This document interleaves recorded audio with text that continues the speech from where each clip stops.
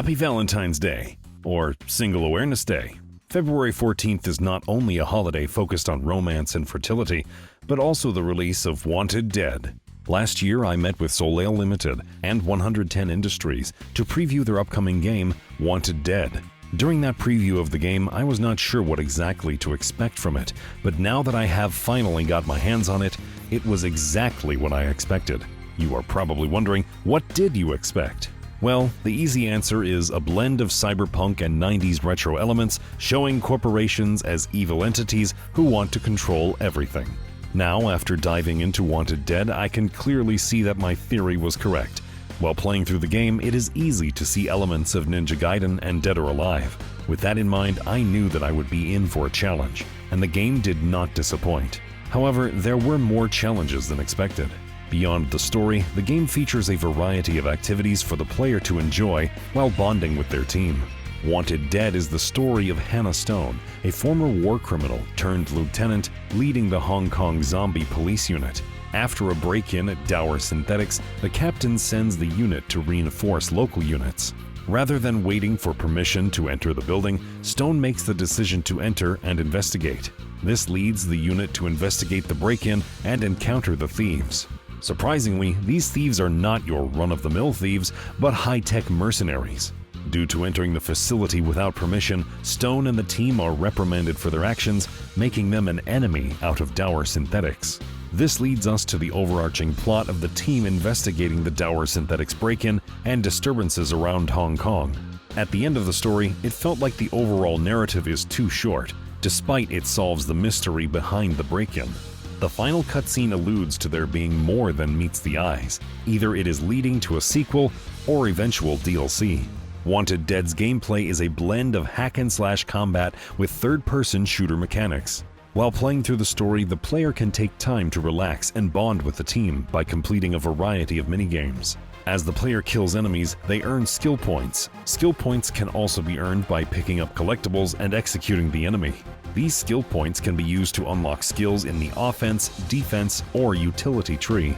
I highly recommend unlocking the base level for each of the 3 trees within the first level. Prior to starting the game, the player can choose between normal or hard difficulties. The game does show the Japanese hard mode as a difficulty, but it is not available at the start. These 3 difficulties are not the only difficulties available within the game. Wanted Dead also features a secret game mode for those wanting to just experience the story, but you have to earn it first. The 4th game mode is called Neko-chan mode and is unlocked by dying multiple times within the same level. If you are ultimately looking to experience just the story, then this mode is for you. The combat of Wanted Dead is no easy task to master. For fans of Ninja Gaiden or Dead or Alive, you will notice a lot of similar gameplay elements. Hacking your enemies to pieces can be a lot of fun, but only in small encounters. Trying to fight with the sword can be overwhelming when swarmed with enemies. Players need to switch between shooting, slashing, countering, and even throwing the occasional grenade in order to survive. Countering is a rather important feature of the game.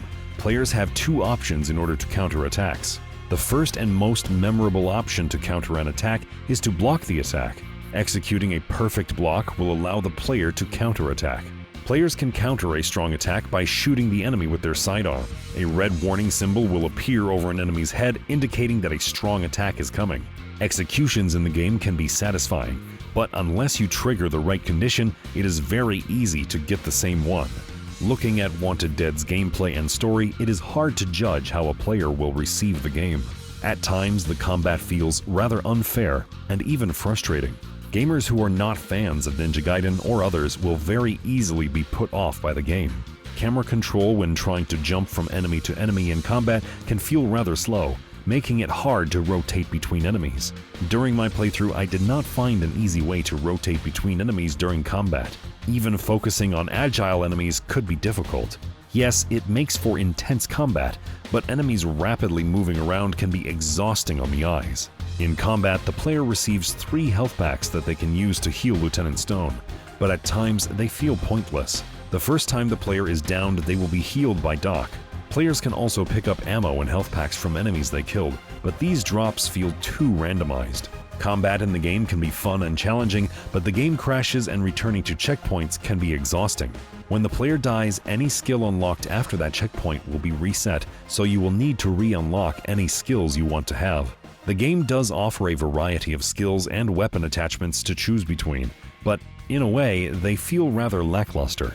Gun alterations feel rather minimalistic and unimpactful. The game's story feels like it has a disconnect. Rather than explaining what is about to happen, the player is just thrown into the situation. In a way, it would have been a good idea for Soleil Limited to flesh out the story more. Additionally, the change in cutscenes from a realistic to an animated style can be off-putting to some. In a way, it feels like the game developers could not decide on an art style. The standard gameplay visuals can look beautiful with their high textures, but at times it feels like it comes at a cost. Earlier I mentioned I encountered a few bugs while playing. Most of the time this came when too many effects were going on in the area. Additionally, the developers put a weird sensor bar in the game for the chainsaw killing animation, yet allowed the katana to slice through enemies. This easily feels like a double standard. Wanted Dead's controls are fairly simple to understand, but perfecting them is no easy task. Using an Xbox controller, the player hacks through enemies with the katana using the X button. The Y button is used to shoot the side firearm, which counters enemy strong attacks. The B button allows the player to reload the gun, or in combination with the Y button, execute a weakened enemy. The A button is used to slide, sidestep, and even roll. The directional pad is used to change the fire rate of the gun and heal Lieutenant Stone. As a controller layout, it is fairly simple to understand and utilize. The lack of a lock-on system, however, feels like a missed feature. Wanted Dead tries to be the 90s cyberpunk action game I wanted it to be, but falls short of the mark. The game's story feels as if it has too many missing narrative plot points to tie the story together well, while having too many to be an episodic tale. The game is supposed to be a look into a week in the life of Lieutenant Stone.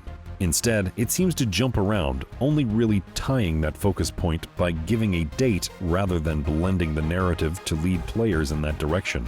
The game's controls are fairly simple to understand, but executing them against the game's AI can be more of a challenge than expected.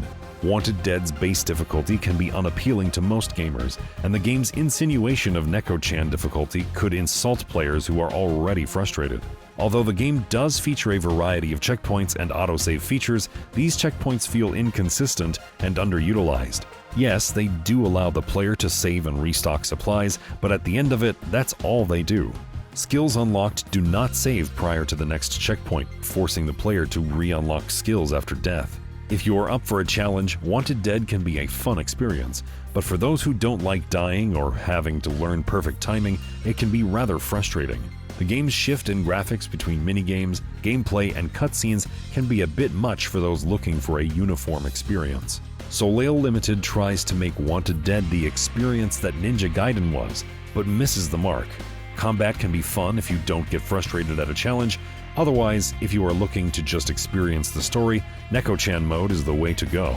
For fans of the old hack-and-slash action style, Wanted Dead will be right up your alley. Otherwise, most gamers will most likely skip this game. My biggest complaint regarding the game is its price point. The game can easily be completed in 4 to 8 hours. Knowing that, the $599.99 price tag seems overpriced. $29.99 to $39.99 seems like a fairer price point for the game and would attract more buyers to pick up the game. If you are considering picking up the game, I recommend waiting until it goes on sale.